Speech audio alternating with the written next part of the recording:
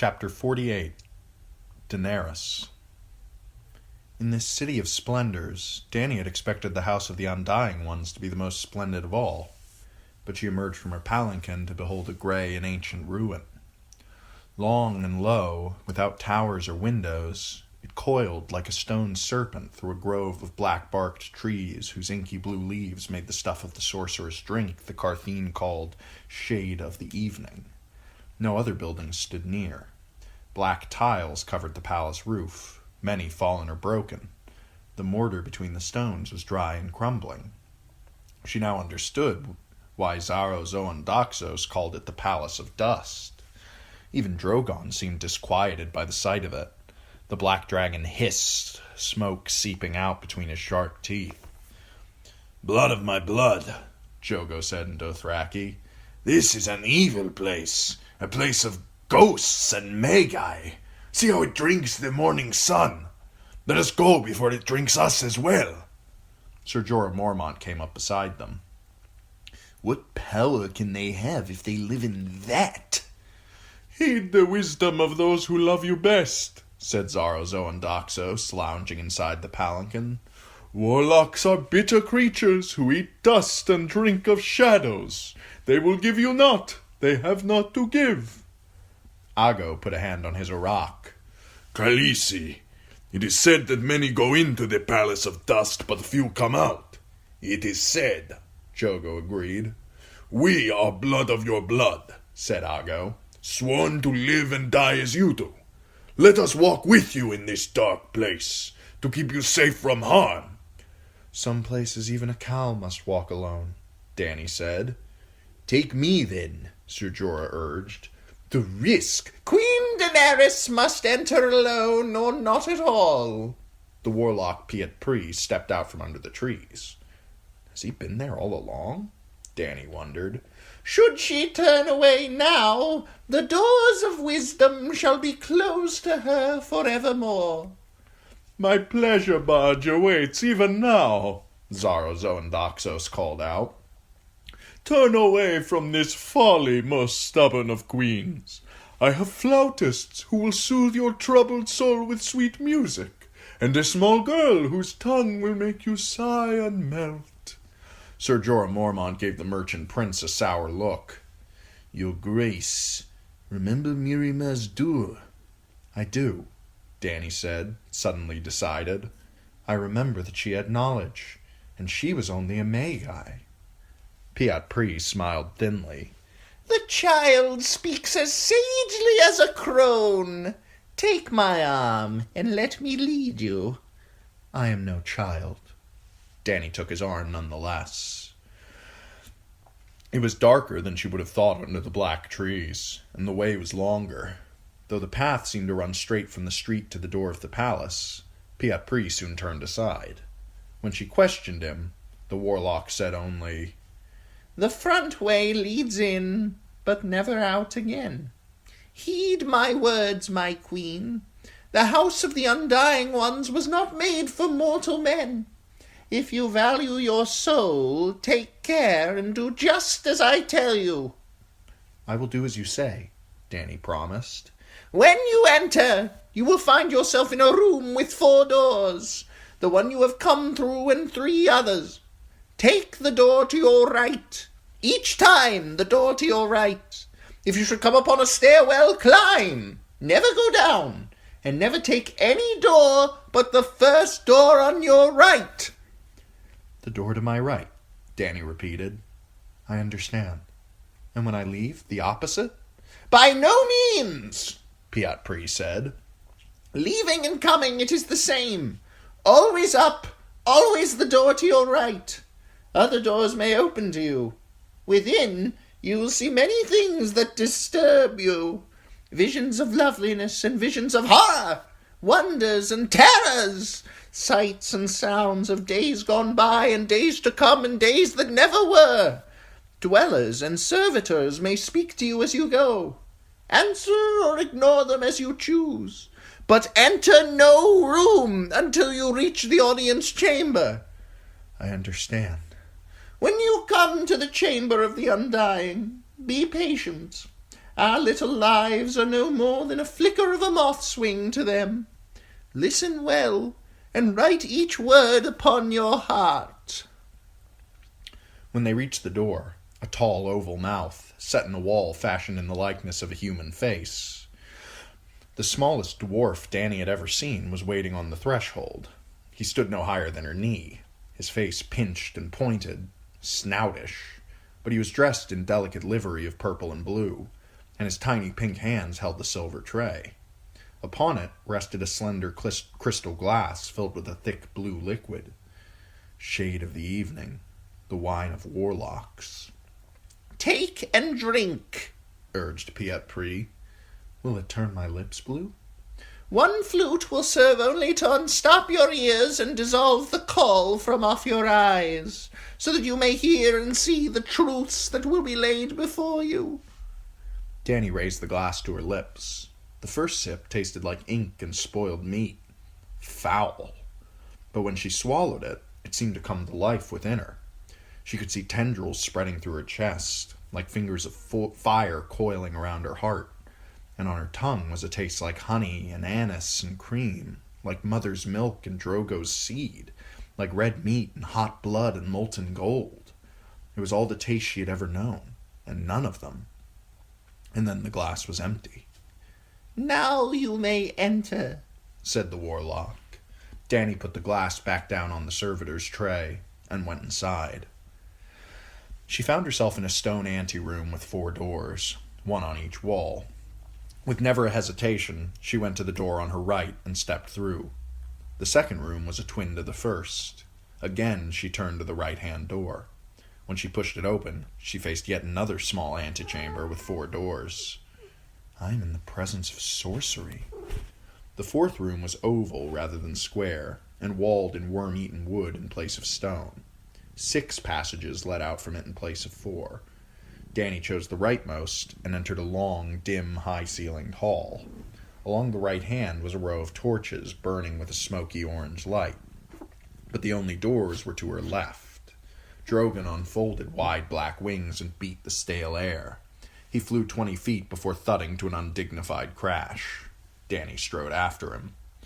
The mold-eaten carpet under her feet had once been gorgeously colored, and whorls of gold could still be seen in the fabric, glinting broken amidst the faded gray and mottled green. What remained served to muffle her footfalls, but that was not all to the good. Dany could hear sounds within the walls, a faint scurrying and scrabbling that made her think of rats. Drogon heard them too. His head moved as he followed the sounds, and when they stopped, he gave an angry scream. Other sounds, even more disturbing, came through some of the closed doors. One shook and thumped, as if someone were trying to break through. From another came a dissonant piping that made the dragon lash his tail wildly from side to side. Dany hurried quickly past. Not all the doors were closed. I will not look, Dany told herself, but the temptation was too strong. In one room, a beautiful woman sprawled naked on the floor while 4 little men crawled over her. They had radish-pointed faces and tiny pink hands, like the servitor who had brought her the glass of shade.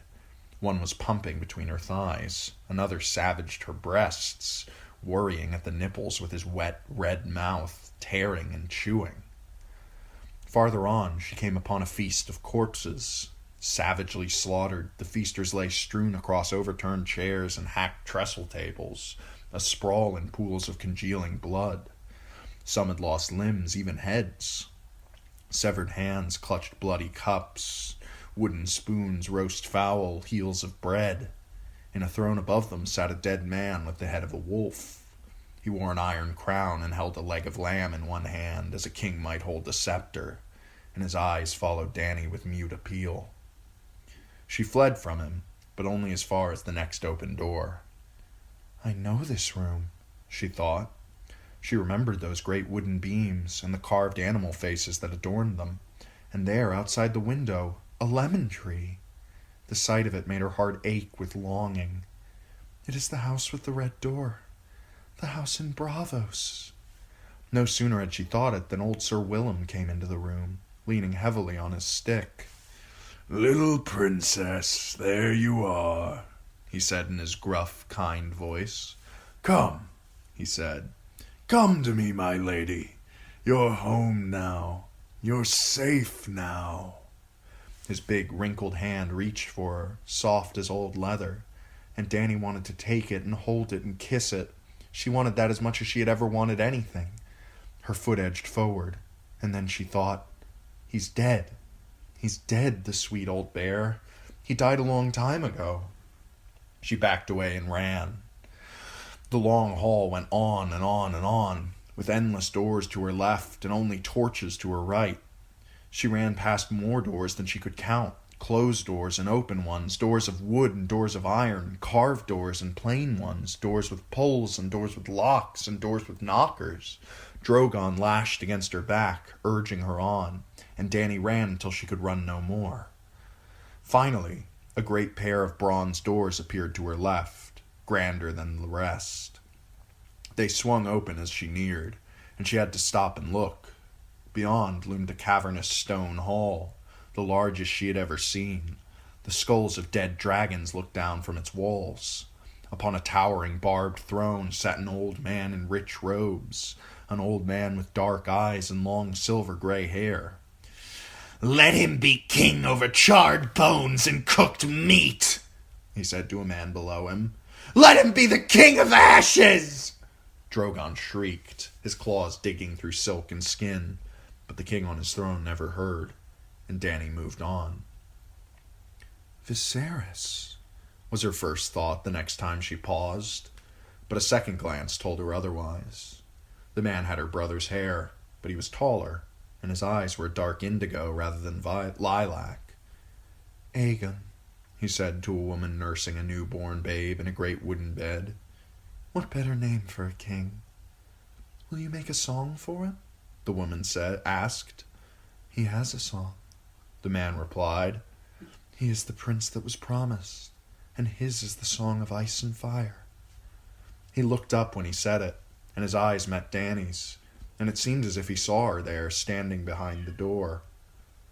"There must be one more," he said, though whether he was speaking to her or the woman in the bed she could not say. "The dragon has 3 heads."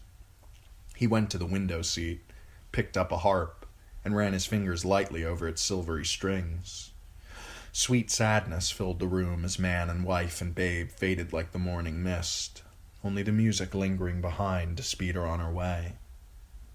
It seemed as though she walked for another hour before the long hall finally ended in a steep stone stair descending into darkness. Every door, open or closed, had been to her left. Dany looked back behind her.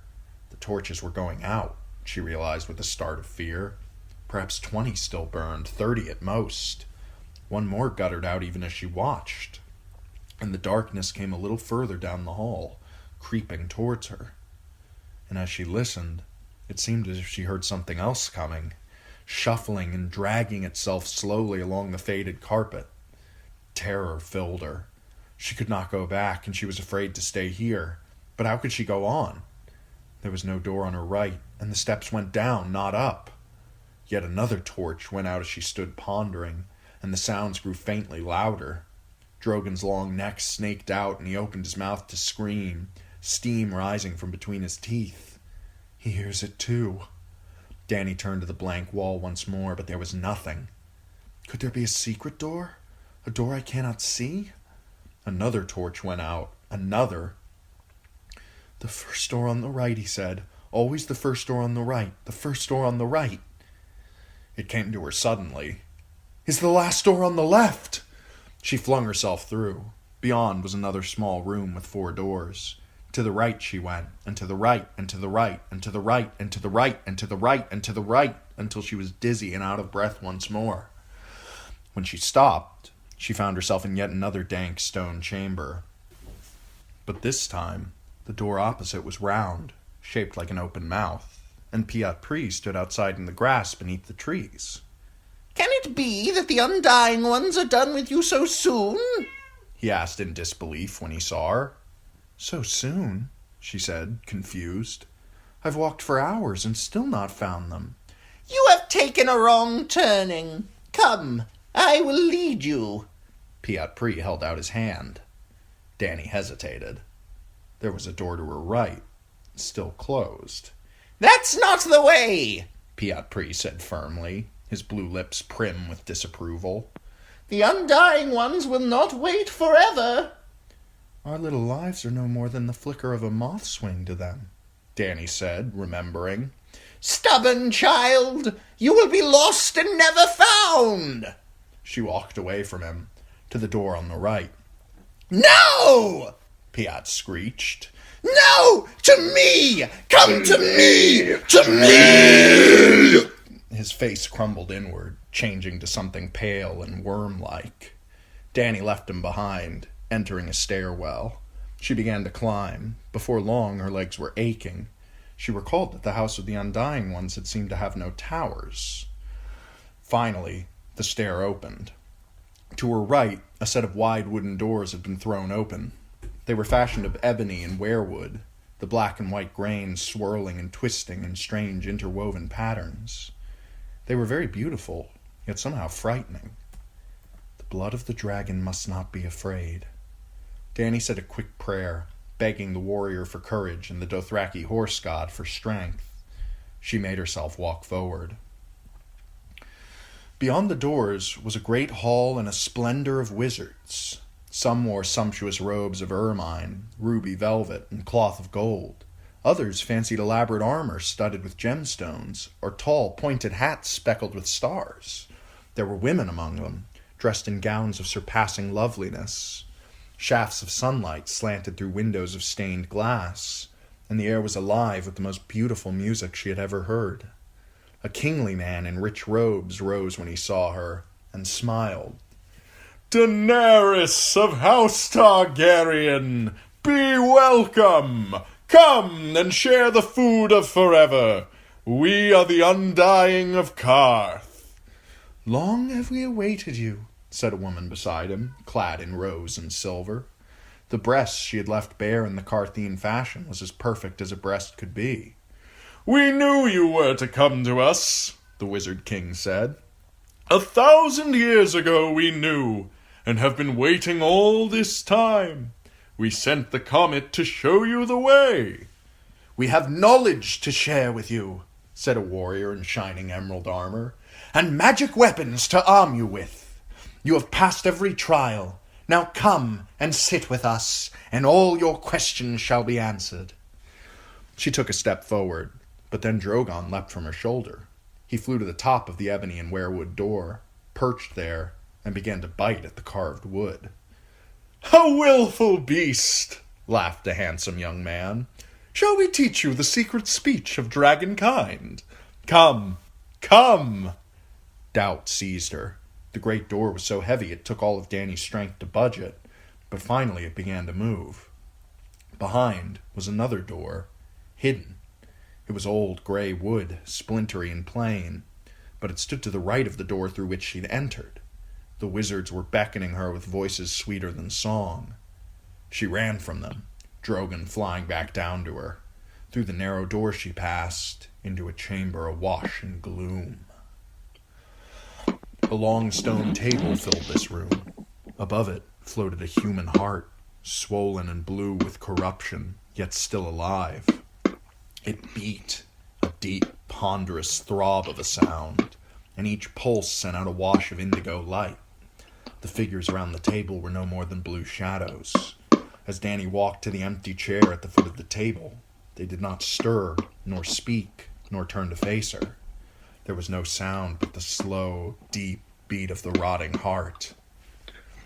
Mother of dragons, came a voice, part whisper and part moan. Dragons, dragons, dragons. Other voices echoed in the gloom. Some were male and some female. One spoke with the timbre of a child. The floating heart pulsed from dimness to darkness. It was hard to summon the will to speak, to recall the words she had practiced so assiduously. I am Daenerys Stormborn of House Targaryen, Queen of the 7 Kingdoms of Westeros. Do they hear me? Why don't they move? She sat, folding her hands in her lap. "Grant me your counsel, and speak to me with the wisdom of those who have conquered death." Through the indigo murk, she could make out the wizened features of the undying one to her right. An old, old man, wrinkled and hairless. His flesh was a ripe violet blue. His lips and nails bluer still, so dark they were almost black. Even the whites of his eyes were blue. They stared unseeing at the ancient woman on the opposite side of the table, whose gown of pale silk had rotted on her body. One withered breast was left bare in the Carthene manner, to show a pointed blue nipple hard as leather. "She is not breathing." Dany listened to the silence. None of them are breathing, and they do not move, and those eyes see nothing. Could it be that the undying ones were dead? Her answer was a whisper as thin as a mouse's whisker. "We live.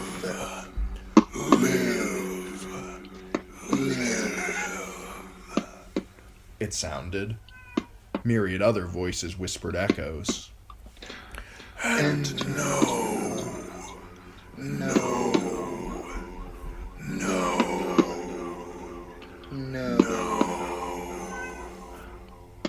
"I have come for the gift of truth," Dany said.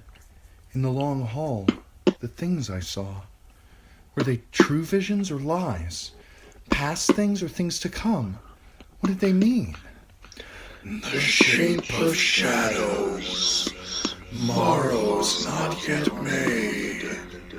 Drink from the cup of ice, drink from the cup of fire.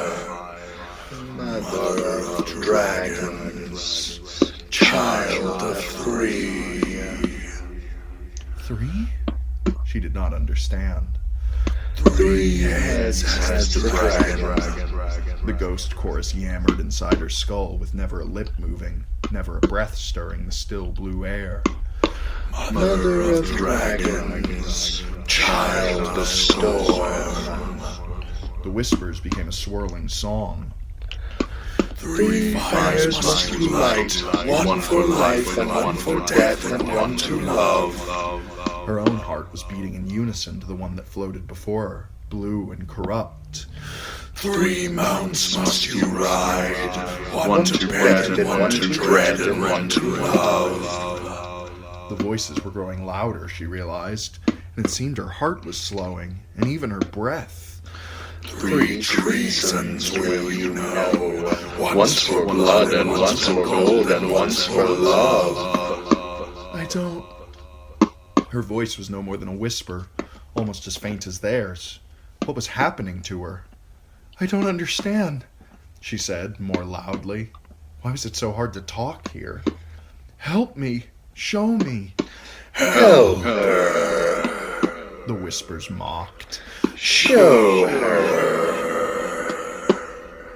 Then phantoms shivered through the murk, images in indigo. Viserys screamed as the molten gold ran down his cheeks and filled his mouth. A tall lord with copper skin and silver gold hair stood beneath the banner of a fiery stallion, a burning city behind him. Rubies flew like drops of blood from the chest of a dying prince, and he sank to his knees in the water, and with his last breath murmured a woman's name. Mother of dragons, daughter of death. Glowing like sunset, a red sword was raised in the hand of a blue-eyed king who cast no shadow. A cloth dragon swayed on poles amidst a cheering crowd. From a smoking tower, a great stone beast took wing, breathing shadow fire. Mother of dragons, slayer of lies. Her silver was trotting through the grass to a darkling stream beneath a sea of stars. A corpse stood at the prow of a ship, eyes bright in his dead face, gray lips smiling sadly. A blue flower grew from a chink in a wall of ice and filled the air with sweetness. Mother of dragons, bride of fire. Faster and faster the visions came, one after the other, until it seemed as if the very air had come alive. Shadows whirled and danced inside a tent, boneless and terrible. A little girl ran barefoot toward a big house with a red door. Miri Mazdur shrieked in the flames, a dragon bursting from her brow. Behind a silver horse, the bloody corpse of a naked man bounced and dragged. A white lion ran through grass taller than a man. Beneath the mother of mountains, a line of naked crones crept from a great lake and knelt shivering before her, their gray heads bowed. 10,000 slaves lifted blood-stained hands as she raced by on her silver, riding like the wind. Mother! Mother! Mother! Mother! They were reaching for her, touching her, tugging at her black cloak, the hem of her skirt, her foot, her leg, her breast. They wanted her, needed her, the fire, the life, and Dany gasped and opened her arms to give herself to them. But then black wings buffeted her round the head, and a scream of fury cut the indigo air, and suddenly the visions were gone, ripped away, and Dany's gasp turned to horror. The undying were all around her, blue and cold, shivering as they reached for her, pulling, stroking, tugging at her clothes, touching her with their dry, cold hands, twinning their fingers through her hair. All the strength had left her limbs. She could not move. Even her heart had ceased to beat. She felt a hand on her bare breast, twisting her nipple. Teeth found the soft skin of her throat. A mouth descended on one eye, licking, sucking, biting. Then indigo turned to orange, and whispers turned to screams. Her heart was pounding, racing. The hands and mouths were gone. Heat washed over her skin, and Dany blinked at a sudden glare. Perched above her, the dragon spread his wings and tore at the terrible dark heart, ripping the rotten flesh to ribbons. And when his head snapped forward, fire flew from his open jaws, bright and hot. She could hear the shrieks of the undying as they burned, their high, thin, papery voices crying out in tongues long dead. Their flesh was crumbling parchment, their bones dry wood soaked in tallow. They danced as the flames consumed them. They staggered and writhed and spun and raised blazing hands on high, their fingers bright as torches. Dany pushed herself to her feet and bowled through them. They were light as air, no more than husks, and they fell at a touch. The whole room was ablaze by the time she reached the door. "Drogon!" she called, and he flew to her through the fire. Outside a long, dim passageway stretched serpentine before her, lit by the flickering orange glare from behind. Dany ran, searching for a door to her right, a door to her left, any door, but there was nothing. Only twisty stone walls, and a floor that seemed to move slowly under her feet, writhing as if to trick her. She kept her feet and ran faster. Suddenly, the door was there ahead of her, a door like an open mouth. When she spilled out into the sun, the bright light made her stumble. Piat Pri was gibbering in some unknown tongue and hopping from one foot to the other. When Dany looked behind her, she thought she saw thin tendrils of smoke forcing their way through cracks in the ancient stone walls of the Palace of Dust and rising from between the black tiles of the roof. Howling curses, Piat Pri drew a knife and danced toward her, but Drogon flew at his face. Then she heard the crack of Jogo's whip, and never was a sound so sweet. The knife went flying, and an instant later Rakara was slamming Piat to the ground. Sir Jorah Mormount knelt beside Dany in the cool, green grass and put his arm around her shoulder.